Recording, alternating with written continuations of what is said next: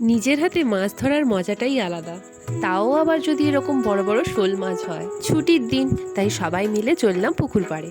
আমাদের মিশন মাছ ধরা হবে। তার উপরে বড় দাদা খুব মাছ ধরাতে পারদর্শী, পুকুরে নেমেই শোল মাছের সন্ধান পেয়ে গেছে। খুব চালাক মাছ, এরকম দাদাও খুব পটু মাছ ধরাতে, তাই ফট করে ডুব দিয়ে দিয়েছে।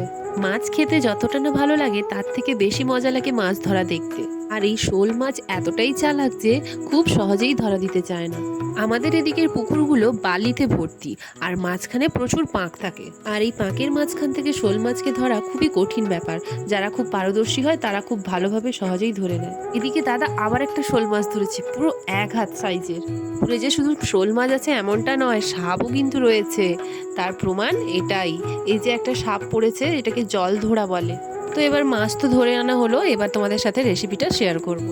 তো বাংলার একটা প্রবাদ বচন রয়েছে, তুই থাকিস জলে আমি থাকি ডালে, তোর আমার দেখা হবে রান্নার শালে। জলে আছে শোল মাছ আর ডালে আছে কাঁচা আম। তো এই মাছ আর আম দিয়ে আজকে আমি বানাবো মাছের টক। তো কিছুটা মাছ নিয়ে নিয়েছি, তাতে নুন হলুদ মাখিয়ে ভালো করে মাছগুলোকে ভেজে নিলাম।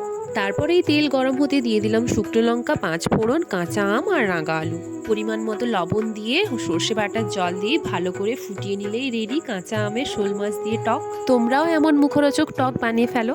আজকের ভিডিওটা এই পর্যন্ত, চলো টাটা।